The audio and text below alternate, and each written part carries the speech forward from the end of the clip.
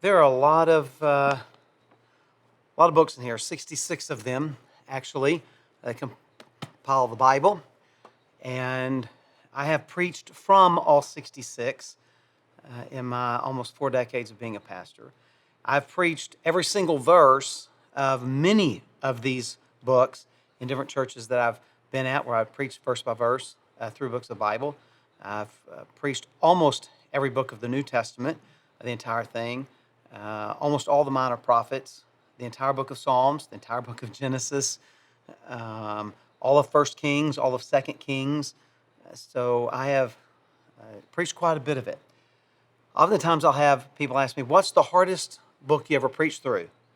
My typical answer is the book of Acts, and the reason for that is because after chapter 15, the book of Acts, we have a dozen chapters, actually a little bit more than that, of just the same thing. Apostle Paul goes into a town, preaches the gospel. Some people get converted. Some people get mad. He gets beaten or jailed, leaves the town. Next chapter, Apostle Paul goes into a town, preaches Jesus. Some people get converted. Some get angry. He ends up either in prison or beaten, and he leaves town. The next chapter. And so it's very, very difficult to spend 3 months every Sunday. The sermon is the exact same thing. Be bold for Jesus. The only difference is which city the Apostle Paul is being bold in. So I found the book of Acts to be a difficult one to preach through. In terms of just the content itself, there's no question that when I preached through the Song of Solomon a number of years ago, that was the most difficult book in terms of content, because the Song of Solomon is unlike anything else that we find in Scripture, without any doubt. So I want to just take a few minutes today and talk a little bit about the Song of Solomon and the message and a few things that we find. So in the Song of Solomon, we find this outline. This is actually what I give my students. I give them an outline to the book of Proverbs, an outline to the book of Ecclesiastes, and my outline of the Song of Solomon says, there is no agreement on an overall outline of the Song of Solomon. There are so many short poems by so many different speakers that any outline will be lengthy and add to confusion rather than enlightenment. That's right. It's that confusing, the Song of Solomon. So what I'd like to do is take a few minutes and talk about ways that's been interpreted. Then I want to talk about the number of characters that we find, because that's key in understanding, I think, key in understanding the book. And then I want to talk about the theme and the purpose, the message that the book has. So how in the world do we interpret this very complex book? Well, again, let me give you what I give my students, just a sampling of the number of ways that the Song of Solomon has been interpreted. Some believe it's allegorical, that's not real. It's an allegory of God's love. No less a theologian than John Calvin held to this position. Some people believe it's typical, that the whole thing is written to be a picture of the Messiah and his people. Some people believe it's dramatic, that was a drama, that actually what we find is like a play, that it was a play, and we have all these different scenes and actors and characters, and so we're just reading a drama. Some believe it's a wedding song, a nuptial song, that it was to be like used at a wedding, or to a husband to his wife on their wedding night, where he tells her hair looks like a flock of goats coming down Mount Gilead. Some believe it's liturgical rites, that it was to be used in service in the temple.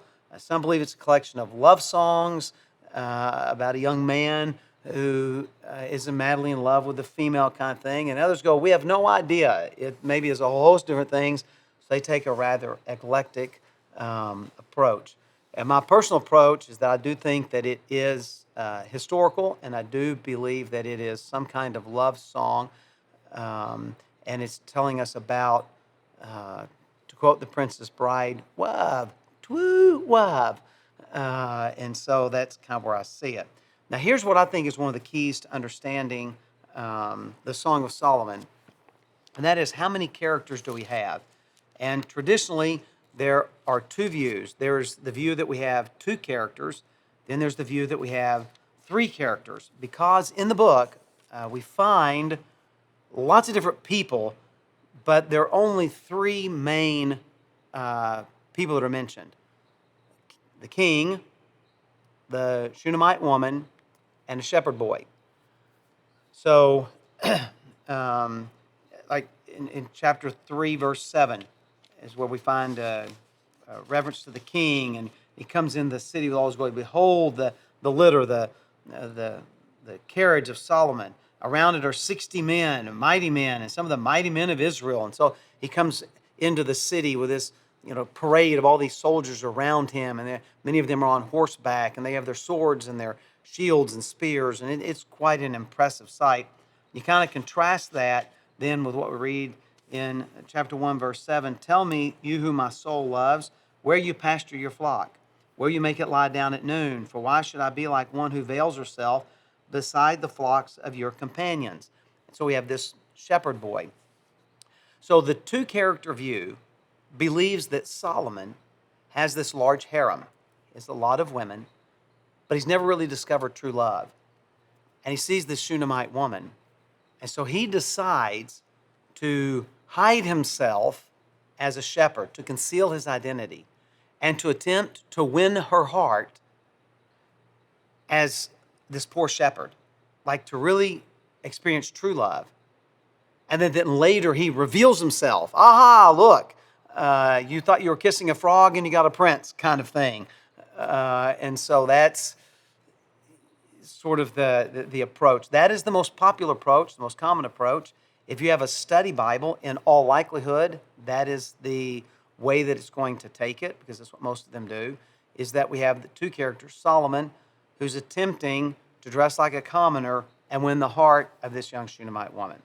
The three-character view, which is a less common view, but I believe to be the correct view, and actually the way that I preached through the book of Song of Solomon when I did it, my goodness, 7-8 years ago, is that we have three characters.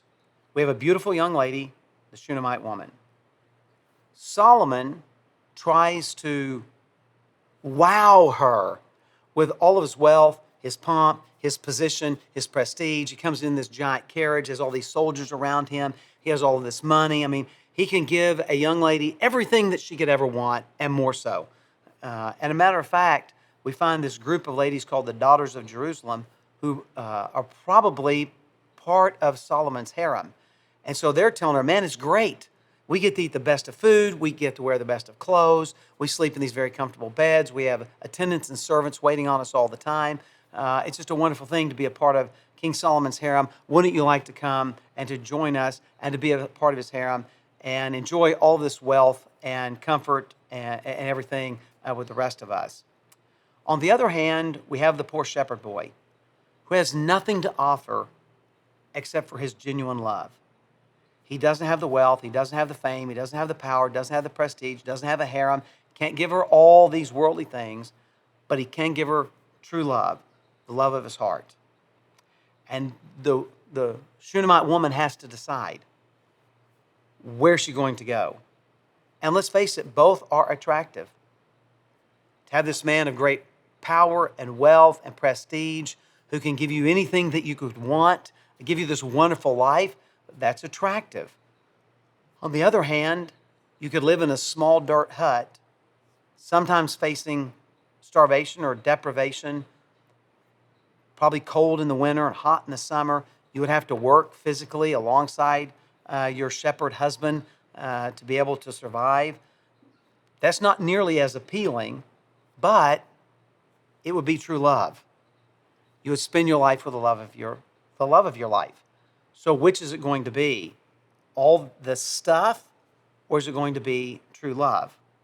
And I know this sounds like a Hallmark movie, and in many ways it is, but the key to understanding the book, I believe, is in Song of Solomon at the end of the book in chapter 8, verse 7. This is the Shunammite woman speaking. She says, many waters cannot quench love, neither can floods drown it. So if you flood me with all this stuff, you can't change my heart. If a man offered for love all the wealth of his house, he would be utterly despised. In the end, she chooses true love. She chooses the poor shepherd over all the stuff. Now, you see parallels to this in the Bible. The king of Sodom comes out to meet Abraham and offers to split the spoils of war with him. But instead, Abraham rejects that and gives a tenth of what he has to the king of Jerusalem, Melchizedek, the king of Salem. Certainly the parallels with Jesus. Jesus doesn't come in wealth and power. Satan offers him all the wealth of this world. Satan offers us all the stuff of the world. Are we going to take that? Or are we going to take the lowly shepherd named Jesus who died on a cross? That you see the parallels. I don't think that's the point of the Song of Solomon. I think the point of the Song of Solomon is genuine love and true love, because a life better lived is one that's lived in love rather than in luxury. Now, it may be that true love is to someone who's wealthy, and you get both love and luxury. Man, God bless you, that's great and wonderful. But the reality is, what makes the home is not the bank account, it's the heart. It's the love that the two share for one another. So that is kind of well, I don't think kind of, that is the theme of the Song of Solomon. She has a very difficult choice to make because she can't go back on it. She can't try one for a while, try the other for a while, and pick one. She has to make a decision. Solomon, who's trying to woo her by wowing her with all this stuff, or the poor shepherd who already has her heart. And she decides to go with her heart. It is a beautiful love story. It's a great story. I think it's a great lesson for us. And again, as a side note, it is a great picture of Jesus and the different options that we have. And the best option is to go with him, who is and should be the true love of our heart. So if you are married, I hope that it was for love and that they are your true love and that you will spend many days together in great joy and happiness. So God bless you. Have a wonderful day.